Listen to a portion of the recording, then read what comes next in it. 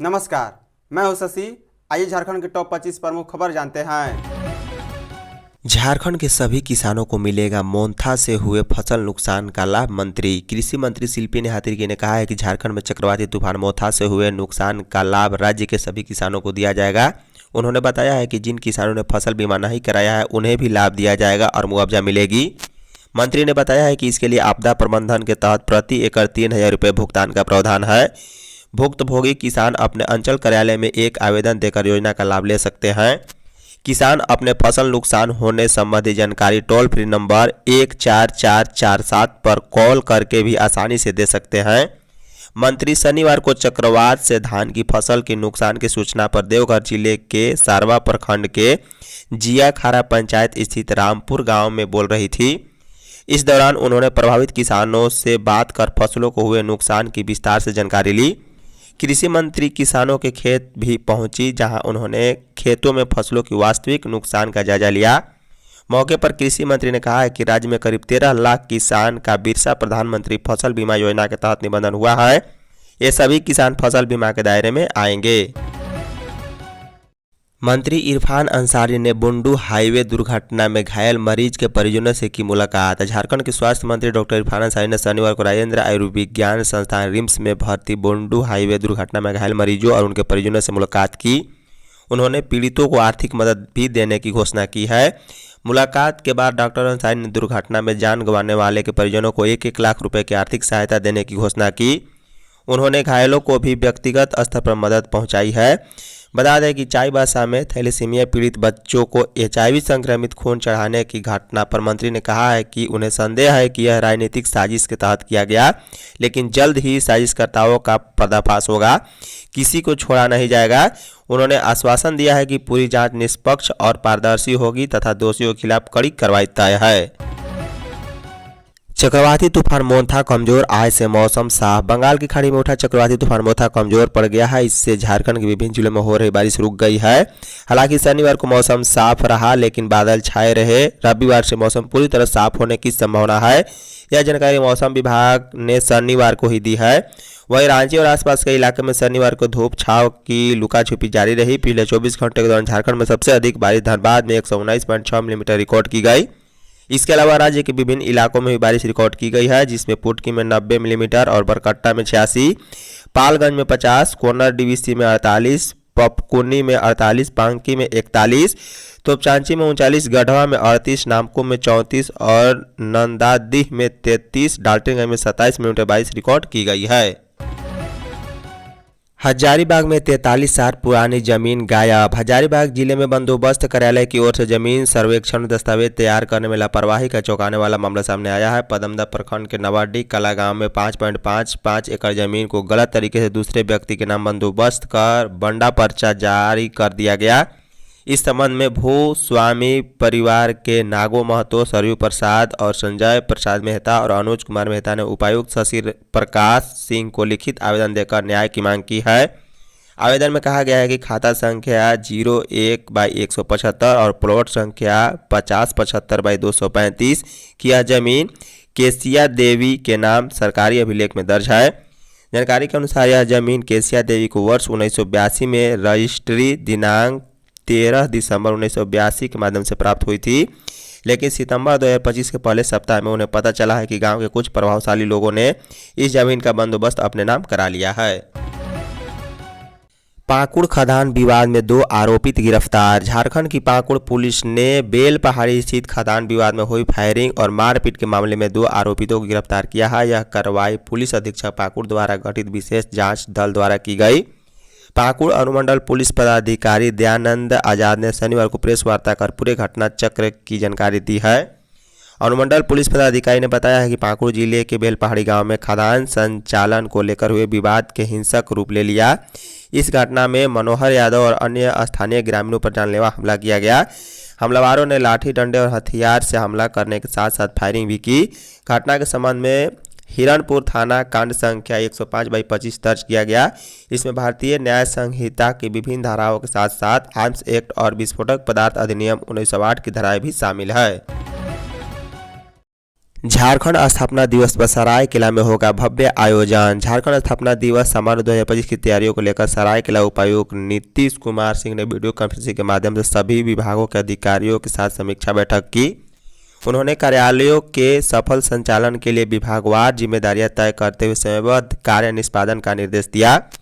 DC ने कहा कि झारखंड स्थापना दिवस राज्य की एकता, अस्मिता और विकास का प्रतीक है। इसे भव्य, अनुशासित और सौहार्दपूर्ण वातावरण में मनाया जाएगा।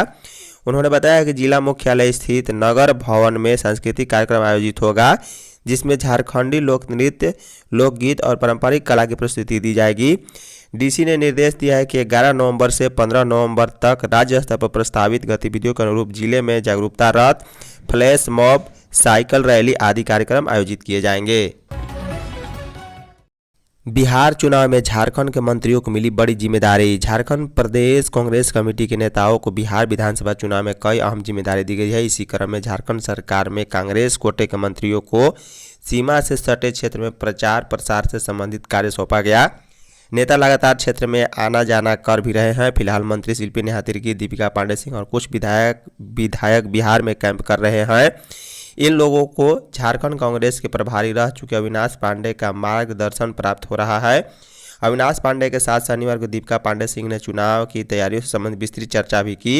इस दौरान बिहार कांग्रेस के पूर्व अध्यक्ष मदन मोहन झा भी मौजूद रहे।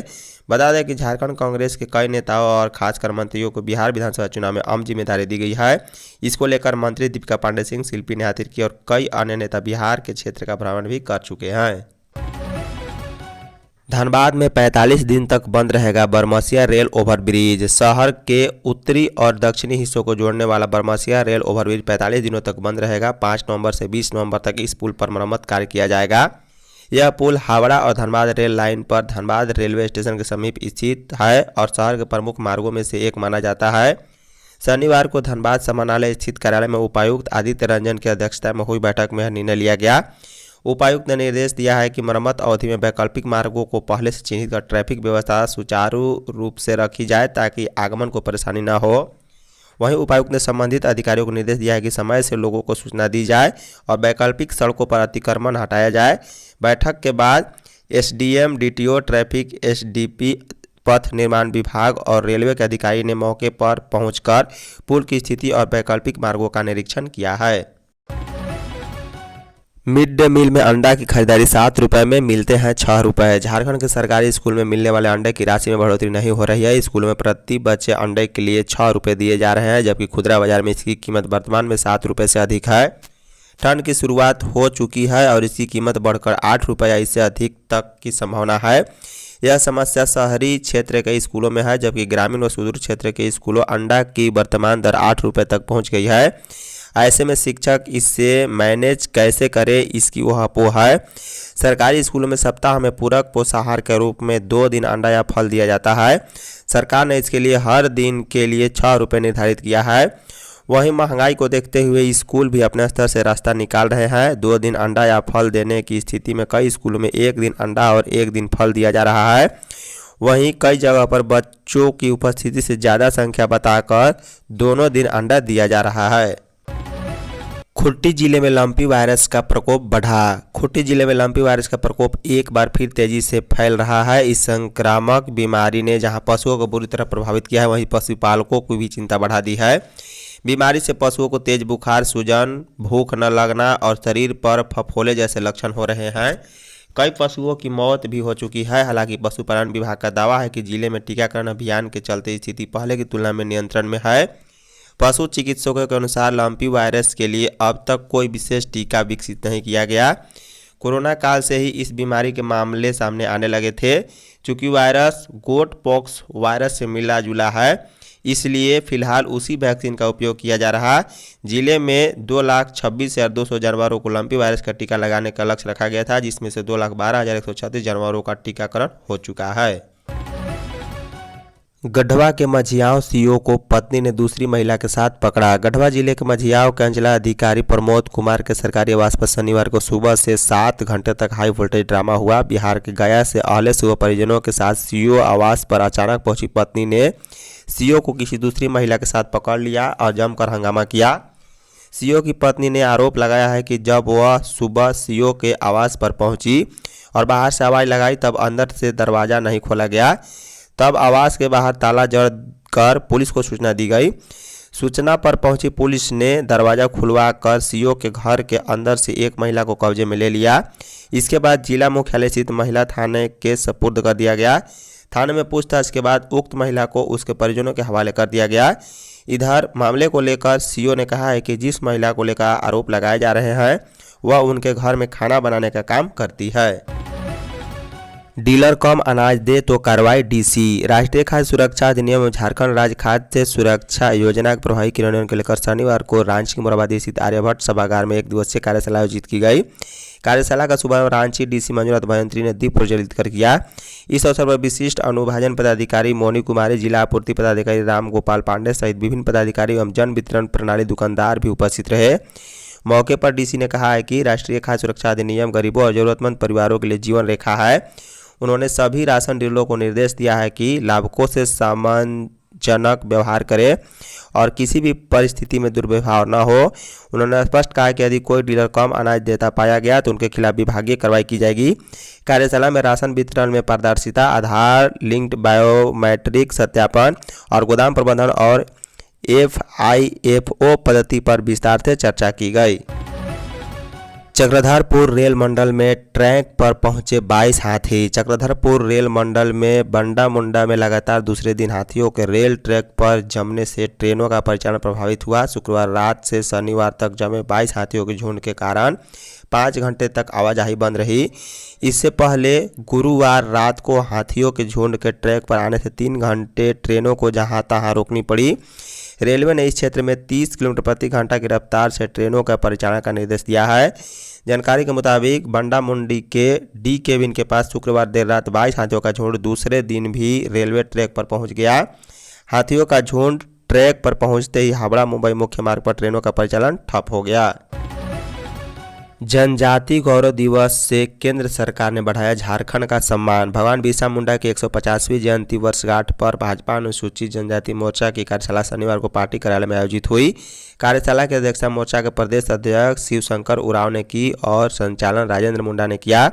कार्यशाला को ऑनलाइन संबोधित करते हुए प्रदेश अध्यक्ष और नेता प्रतिपक्ष बाबुलाल मांझी ने कहा है कि भगवान बिरसा मुंडा की जयंती 15 नवंबर को राष्ट्रीय जनजाति गौरव दिवस घोषित करके प्रधानमंत्री नरेंद्र मोदी के नेतृत्व में चल रही केंद्र सरकार ने पूरे झारखंड का सम्मान बढ़ाया। उन्होंने कहा है कि जब भी अवसर आया है भाजपा ने झारखंड का और जनजाति समाज का गौरव बढ़ाया। पूर्व प्रधानमंत्री अटल बिहारी वाजपेयी ने अलग झारखंड राज्य गठन की तिथि भी भगवान बिरसा मुंडा की जयंती 15 नवंबर को ही निर्धारित किया। धन्यवाद।